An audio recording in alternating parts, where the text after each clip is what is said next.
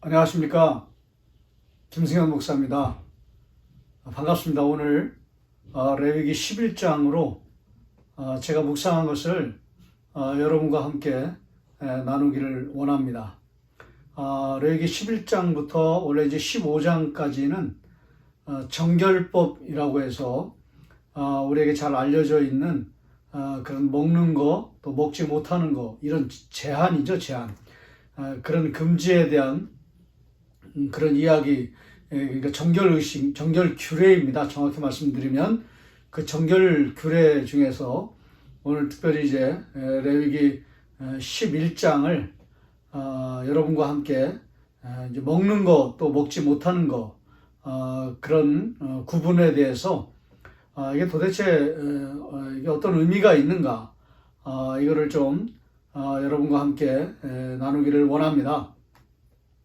오늘 레위기 11장의 그 내용과 구조는요, 뭐 복잡하게 이렇게 뭐 나와 있지만은 간단하게 정리를 하면은 네 가지로 정리할 수 있습니다. 먼저 11장 3절에 보면 2절에 보시면 이스라엘 자손에게 말하여 이르라 육지의 모든 짐승 중 너희가 먹을 만한 생물은 이러하니 육지의 모든 짐승이라고 그랬습니다. 이 지상에 있는 그런 짐승을 이야기하는 것입니다. 그러니까 지상. 그 다음에 이제 5절은 사반도 색임질은 하되 굽이 갈라지지 아니하였으므로 너희에게 부정하고 뭐 이렇게 나오면서 이제 토끼, 돼지 이렇게 나오는 경계 네종, 중간에 있는 그 경계에 있는 네종인데 이거 넘어가고요. 그 다음에 9절에 물에 있는 모든 것 중에서 너희가 먹을 만한 것은 이것이니 수중입니다. 아까는 이제 지상, 그 다음에 이제 두 번째는 수중, 세 번째는 13절에 새 중에 너희가 가증히 여길 것은 이것이니라. 이거 못 먹는 거죠. 공중. 그 다음에 이제 28절, 29절 보시면, 특별히 29절 보시면 땅에 기는 길짐승 중에 내게 부정한 것은 이러하니, 이건 지표. 땅 밑 이제 그 지표면이죠. 지상, 수중, 공중, 지표.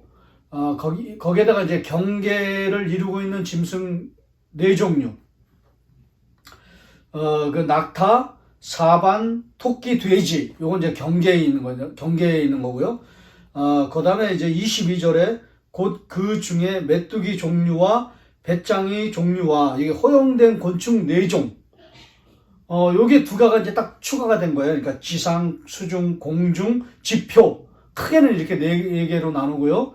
그 다음에 이제 그 두 개가 추가된 거예요. 경계에 있는 그 못 먹는, 그런 지상 동물 네 종. 그 다음에, 허용된 곤충, 네 종. 요게 딱 추가가 된 거예요. 그게 이제 그 레위기 11장에 아주, 간결하게 정리할 수 있는 그런 구조와 내용입니다. 근데 이걸 보면서, 왜 이게 먹는 거, 못 먹는 거, 이렇게 구분해 놨는가? 왜 이렇게 제한을 두었는가? 이걸 가지고 참 말이 많습니다. 아직까지도 논란이 되고 있는 그런 부분인데요.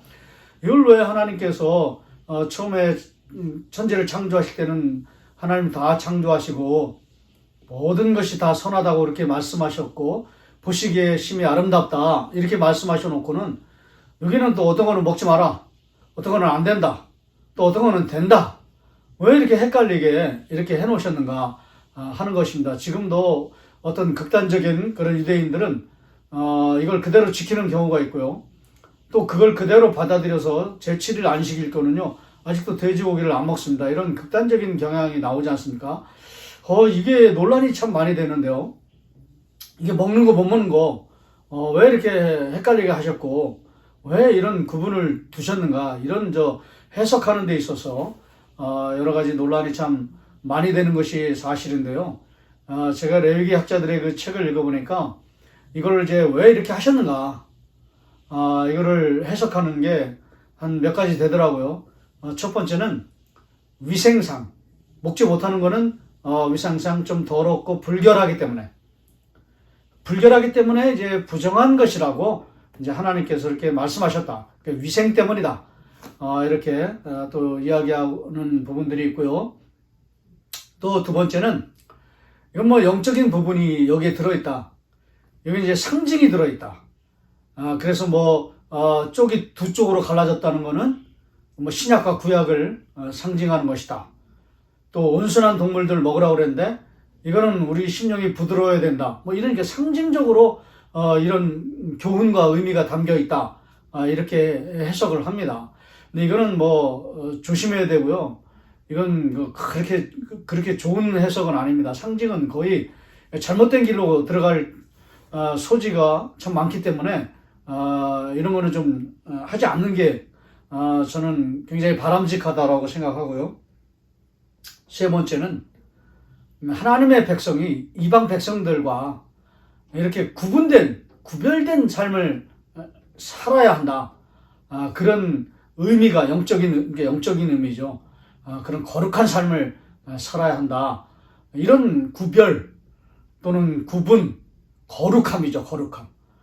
그래서 이방 사람들은 먹는 거, 못 먹는 거 없이 그냥 다 먹는데, 피도 먹고 막 그러는데, 그런 그 이방 백성들과 하나님의 백성을 구별 또는 구분하기 위해서 하나님께서 이렇게 정결한 짐승, 또 부정한 짐승, 또 어떤 것도 가증하다 이렇게까지 표현했는데, 그런 구분을 하신 것이다. 거룩함을 드러내야 한다. 거룩한 삶을 살아야 된다. 이거는 좀 몇 가지 성경적인 근거가 있습니다. 먼저 이제 신명기 14장에도요, 이제 똑같은 내용이 나옵니다.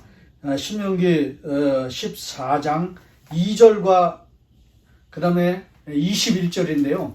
2절도 거룩한 백성이다. 거기 좀 중요하다고 저는 생각하기 때문에 좀 한번 보겠습니다. 신명기 14장 먼저 2절 말씀 보시면, 너는 내 하나님 여호와의 성민이라, 거룩한 백성이다. 너는 야훼 하나님의 거룩한 백성이다. 이렇게 아주 분명하게 여기 이야기하고 있습니다. 여호와께서 지상 만민 중에 너를 택하여 자기 기업의 백성으로 삼으셨다. 하나님 너를 선택하셨다. 어떻게 선택하셨냐? 너는 이방 사람들과 다르게 거룩한 백성으로 하나님 선택하셨다. 아주 이렇게 앞을 감싸고 있고요. 그 다음에 이제 21절에 너희는 너희의 하나님 여호와의 성민이라.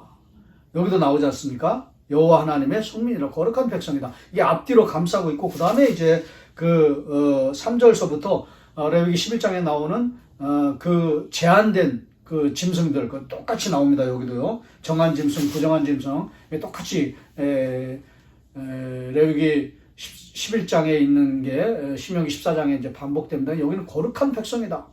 거룩한 삶을 살아야 한다. 이런 것들이 이렇게 나와 있습니다. 그 다음에 여기만 또 나와 있는 게 아니고요. 출애굽기 어디에 나와 있냐면요. 출애굽기 22장 31절 여기도 좀 보겠습니다. 출애굽기 22장 31절 제가 좀 천천히 찾아도요. 여러분 좀 양해를 해주시고요. 출애굽기 22장 31절입니다. 22장 제가 이제 표시를 해놨는데요. 22장 31절에 보시면 이렇게 되어 있습니다. 너희는 내게 거룩한 사람이 될지라. 이거 똑같은 말입니다. 여호와의 성민이다. 똑같은 표현이죠. 너희는 내게 거룩한 사람이 될지니 들에서 짐승에게 찢긴 동물의 고기를 먹지 말고 그것을 개에게 던질자다. 이렇게 하나님께서 여기에서도 너는 거룩한 사람이 될지다. 이렇게 거룩한 사람이다. 거룩한 삶을 살아야 한다. 이거를 말씀해 주고 있고요. 그 다음에 이제 레위기 20장 25절. 오늘 이제 11장인데요.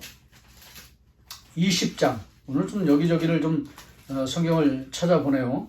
20장 25절, 26절입니다. 이렇게 되어 있습니다. 너희는 짐승이 정하고 부정함과 새가 정하고 부정함을 구별하고 내가 너희를 위하여 부정한 것으로 구별한 짐승이나 새나 땅에 기는 것들로 너희의 몸을 더럽히지 말라. 정결한 삶을 살아야 한다. 이렇게 말씀하시면서 26절에 굉장히 중요하죠. 너희는 나에게 거룩할지어다.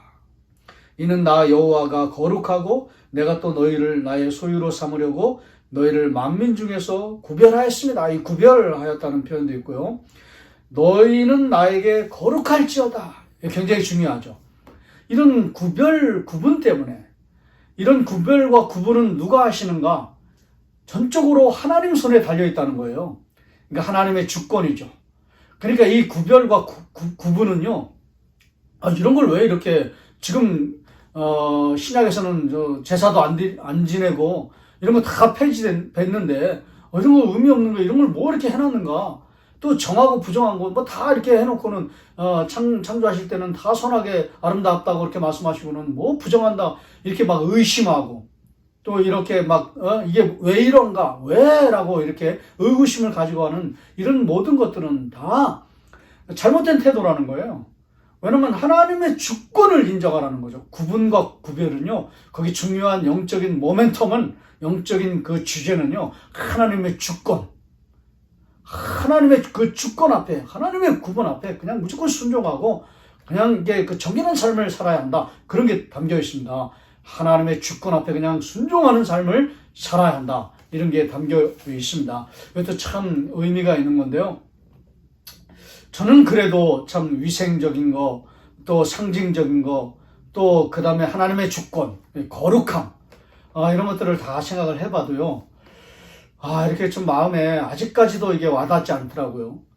그러다가 이제 제이콥 밀그롬의 책을 읽어보니까요.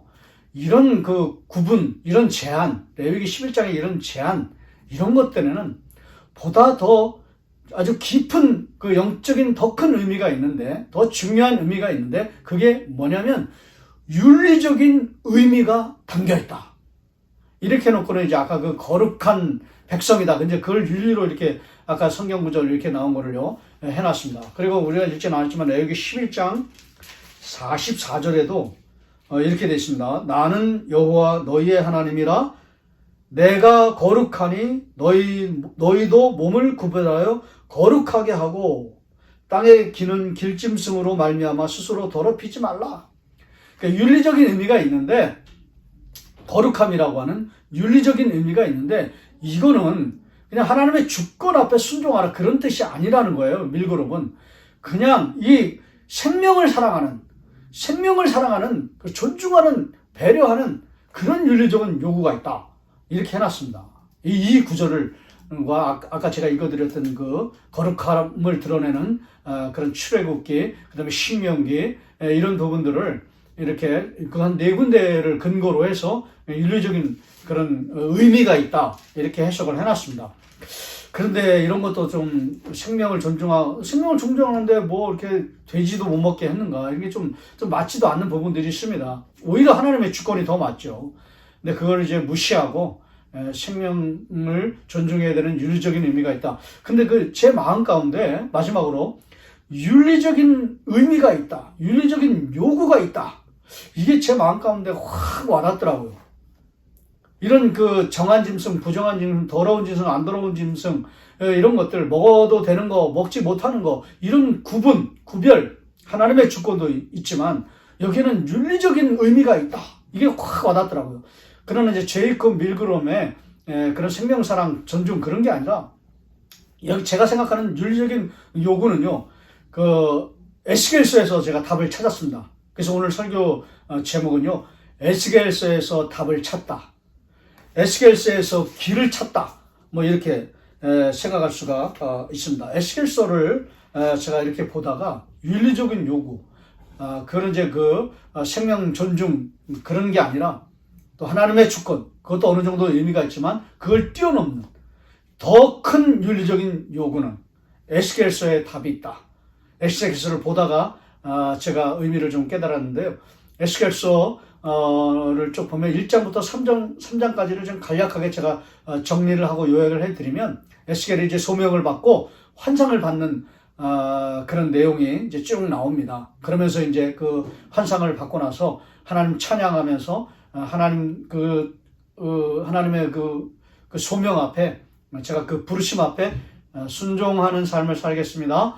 이렇게 결단하고 나서요. 그 다음에 하나님께서 여러 가지 그 상징적인 것들을 이제 보여주십니다. 먼저 이제 두루마기 책을 먹으라. 그리고 너 가는 그 백성들 참 패역한 백성이다. 너가 예언을 할 텐데, 그걸 뭐 안 들을 거다. 막 이런 것들도 그냥 미리 예언, 힘이 다 빠지는 거죠. 힘을 다 빼게 하시는 거예요. 그리고 막 완전 패역한 백성이다. 그 패역한 백성도, 특별히 그 18장, 그 22장에 패역의 정체가 아주 신랄하게 나타나는 건 다 보여주십니다. 그런 사람들에게 사역을 하라는 거예요. 그럼 누가 사역을 하고 싶겠습니까? 말 안 듣고 돌아올 가능성이 전혀 없는 사람들한테 가서 사역하라. 원래 안 들을 거다. 말 안 들을 거다. 막 이렇게 하는데요. 그럼 뭐 힘이 나겠습니까? 그러면 두루마리 책을 먹으라 그러면서도요, 또 그런 것으로도 힘이 날 뿐만 아니라 4장서부터 9장까지는요, 정말 받아들이기 힘든, 제가 볼 때는 그냥 비참함이라고 하는 단어, 그리고 굉장히 고통스러운 그런 단어라고 저는 생각하는데, 저는 그걸 이제 그 4장서부터 9장까지를 제가 연구하면서, 공부하면서, 연구는 아니고요. 제가 뭐 그런 뛰어난 실력은 안 되기 때문에 연구는 아니고 그냥 공부하면서 저는 그걸 행동설교라고 그렇게 표현을 했습니다. 그런 걸 요구하세요. 하나님께서 막 그런 걸 요구하시는데, 그럼 어떤 걸 요구하시냐면은, 4장서부터 이렇게 좀 간단하게 보시면요. 너 인자야, 에스겔입니다. 토판을 가져다가 그것을 내 앞에 놓고 한 성읍, 곧 예루살렘을 그 위에 그리고 토판에다가, 그 흙으로 된 판에다가 이제 예루살렘을 그리라는 거예요. 그림이죠, 그림. 토판 예언, 토판 그림. 근데 다 이제 심판받는 사다리 갖다 놓고 적군들이 에워싸는 그런 그림이거든요. 그 심판을 이제 표현하는 그런 걸 상징하는 그 토판에다 그림 그리기. 그 미술학도도 아니죠. 그 심판을, 그걸 좋아할 사람 누가 시켰는가? 그 뺨을 얻어맞고 그런 거죠. 그 다음에 3절에 또 철판을 가져다가 너 성읍 사이에 두어 철벽을 삼고 성을 포위하는 것처럼 그렇게 에워싸라는 거예요. 철판을 갖다 놓고. 이게 다 행동 예언이거든요. 이게 굉장히 고통스러운 거예요. 그 다음에 4절에 너는 또 왼쪽으로 누워 이스라엘 족속의 죄악을 짊어지되, 왼쪽으로 누우라는 거야. 한쪽으로만. 내가 눕는 날수대로 그 죄악을 담당하라 할지니라. 그러면서 5절에 내가 그들의 범죄한 횟수대로 내게 날수를 정하였나니 곧 390일이라. 390일 동안 왼쪽으로만 누워 있어야 되는 거예요. 얼마나 고통스럽습니까? 보통 다 선지자들에게 주시는 그 행동 설교는요, 얼마나 고통스러운지 모릅니다. 이사야는 막 이혼하라고 그러고요. 호세아는 그냥 막 음란한 여인한테 가라고 그러고요. 예레미야는 그냥 막 고통스럽게 그냥 막 그 허리띠 같은 거 그런 거 다 풀어 헤치고 그 미친 사람처럼 그 행동하라고 막 그러는 거거든요. 여기도 왼쪽으로 369일 동안 누워 있어라. 이게 행동 설교거든요. 이런 건 굉장히 비참하고 굉장히 고통스러운 겁니다. 이게 환상을 받았기 때문에, 두루마기를 먹었기 때문에 이게 감당하는 거죠. 아니면 이게 도저히 감당이 안 되는 거거든요. 어떤 영적인 체험을 했기 때문에 이런 감당이 다 감당이 되고 이런 다 순종합니다.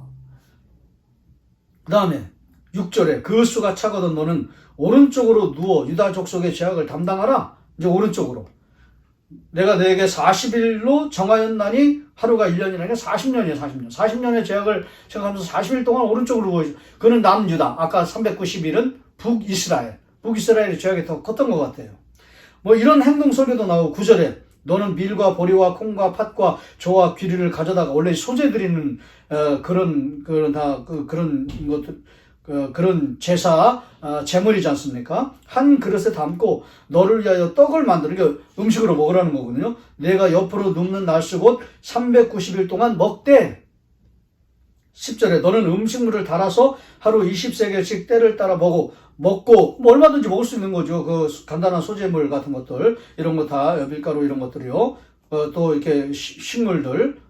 그런데 잘 보세요. 물도 6분의 1흰씩 되어서 때를 따라 마시라. 11절까지는 괜찮아요. 근데 12절에 너는 그것을 보리떡처럼 만들어 먹되 그들의 목전에서, 여기가 중요해요, 인분 불을 피워 구우라는 거예요. 에스겔은 제사장입니다. 인분, 똥, 부정한 거거든요. 이런 거 만질 수도 없는 거예요. 이런 거 접촉할 수도 없는 거예요. 그러면 그냥 더러워지는 거거든. 그럼 또 7일을 정결케 해야 되거든요. 이런 거 하면은요. 제사장이 이거 감당이 안 되는 거예요, 이런 걸. 완전히 그냥 부정한 그런 자가 되라는 거죠.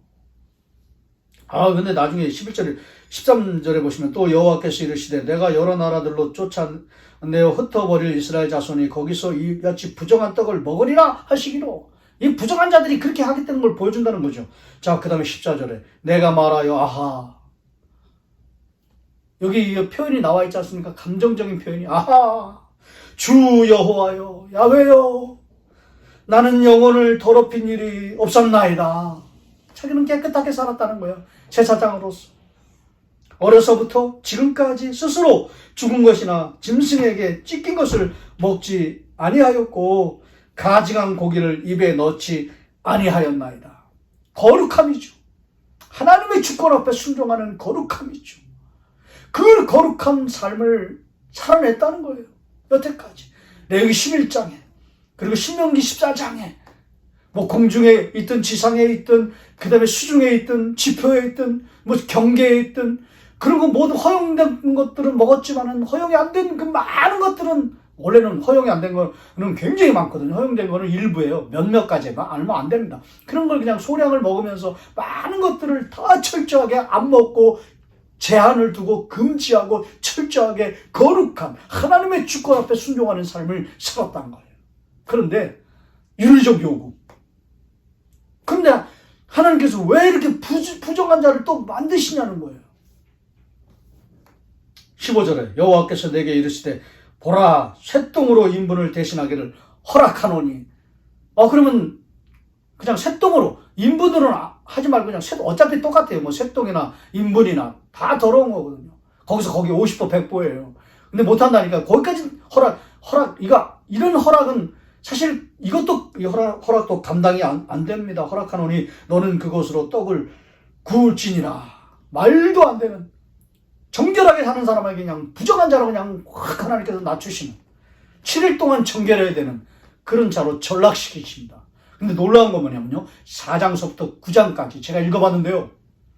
이 고통에 대한 비명소리를 단 한마디도 내지 않습니다. 그래서 제가 에스겔서에서 답을 찾은 거예요. 에스겔서에서 길을 찾은 거예요. 길을 물은 거예요. 한마디도 비명소리를 내지 않습니다. 완전한 부정한 자로 그냥 7일 동안 그냥 정결 계례를 치러야 되는 자로 전락하고 고통스러운 그런 행동 설교를 하나님께서 허락하셔도 다 순종하고 감당합니다. 왜요? 윤리적인 요구가 있기 때문에 그렇습니다. 그 윤리적인 요구는 밀그롬의 생명 배려 그게 아니라 그 차원을 뛰어넘어서 이 패역한 백성들, 죄 많은 백성들, 완전한 죄악 가운데 심판받는 그 백성들을 긍휼히 여기는 마음을 가질지어다. 그래서 부정한 자로 전락시키셨음에도 불구하고 이 사역을 잘 감당합니다. 왜요? 레위기 11장과 신명기 14장에 그 정부정한 규례를 온전하게 순종했기 때문에 이런 자리에까지 떨어져서도 하나님의 음성을 듣는 것입니다. 하나님의 음성 앞에 철저하게 순종하는 삶을 살아내 드릴 수 있었던 것입니다. 왜요? 윤리적인 요구가 더 중요하고 더 깊은 하나님의 마음이 있다는 것을 철저하게 깨달았기 때문에 그렇습니다. 그러므로 레위기 11장, 신명기 14장의 말씀대로 순종하는 삶을 사는 것, 그것은 중요합니다.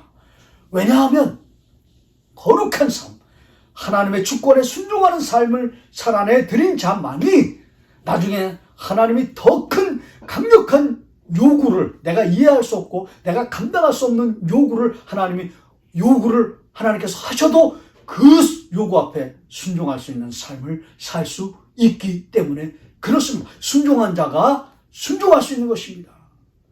하나님 앞에 정결한 자가 정결한 삶을 살 수 있을 것입니다. 살 수 있는 것입니다. 더 순수한, 더 아름다운 그 윤리적 요구, 백성들, 죄 많은 백성들 다 그냥 없애버리고 다 죽이시는 게 아니라 그 가운데서 회개하고 돌아올 사람들을 하나님 기대하시고 하나님 바라보시고 하나님 생각하시고 그들을 위해서 말 안 듣는 사람들이지만 가서 이쪽으로도 눕고 저쪽으로도 눕고 그리고 철판도 좀 양쪽으로 세우고 토판에 그림도 그리고 그 나중에는 막 그 체포 행장이고 그냥 쇠사슬을 막 몸에 그 무덤에 있는 그 완전한 부정한 자처럼 그 신약의 무덤가에서 막 그 쇠사슬 쇠고랑차 그 똑같은 겁니다. 그 자리에까지 떨어져도 감당합니다. 왜요? 하나님의 그 죄 많은 백성들을 살리시고자 하시는 그 하나님의 그 긍휼함, 그 거룩함을 뛰어넘는 긍휼함, 그 마음을 알았기 때문에 그 자리에까지 내려간 것입니다. 여러분, 우리가 이런 자가 되어야 합니다. 이런 마음을 품고 사역을 감당하는 자가 되어야 합니다. 답은요, 에스겔서에 있습니다. 거룩함을 뛰어넘어서 긍휼함을 가지고 하나님 앞에 나아갈 수 있는 자가 누구인가? 주께서 물어오실 때, 제가 그렇게 살겠습니다. 이렇게 율법 재고 저렇게 율법 재고 그렇게 막 사람들을 정죄하고 심판하고 그리고 내치는 자가 아니라 죄 많은 사람들 그리고 패역한 사람들을 위해서 하나님께로 돌아올 그런 여지를 생각하면서 기대하면서 기도하고 기다리면서 기대하고 인내하면서 기도하고 그리고 아주 그냥 이상한 행동을 하면서 기도하는 그런 자가 되어야 한다는 것이죠. 그거를 레위기 11장이 우리에게 보여주고 있는 것입니다. 이런 그런 마음을. 그래서 예수님께서 나중에도 신약에도 보시면요, 뭐 에스겔은 아무것도 아니에요 이거요. 신약의 예수님은요, 다 이 레위기 11장에서 다 금지한 사람들, 다 부정한 사람들, 그런 사람들만 찾아다니면서 만나십니다. 무덤가에 있는 자, 무덤은 40일 동안 그 부정한 그런 자로 떨어지는 거예요. 40일을 정결규례를 치러야만 나올 수 있는 거예요. 어떤 또 그런 자들은요, 그냥 뭐 영구히 그냥 부정한 자, 그런 자도 만나지 않습니까? 그리고 혈루병을 앓는 여인도 만나고 세리도 만나고 다 죄인들만 그렇게 만나십니다. 왜요? 그분이 바로 예수 그리스도셨기 때문에 그래요. 에스겔은 지금 그 4장에서 그 마음을 지금 받고 있는 거예요. 깨닫고 있는 거예요. 그 마음의 그 강력한 임재를 지금 경험하고 있는 것입니다. 환상이 중요한 게 아니에요. 이 에스겔서 4장이 더 중요한 거예요. 그리고 나중에 18장, 21장은 더 중요합니다. 그 하나님의 강력한 그 긍휼히 여기는 죄 많은 백성들을 품고 긍휼히 여기는 마음을 받는 것입니다. 이게 진짜 청결함입니다. 이게 진짜 거룩함입니다. 긍휼함을 받는 거, 이게 진짜 사역이요, 이게 진짜 거룩함입니다. 이런 거룩함을 하나님 앞에 잘 살아내드리기 위해서 오늘도 기도하며 그 길을 걸어가겠노라고 결단하는 저와 여러분 되시기를 주의 이름으로 축원합니다.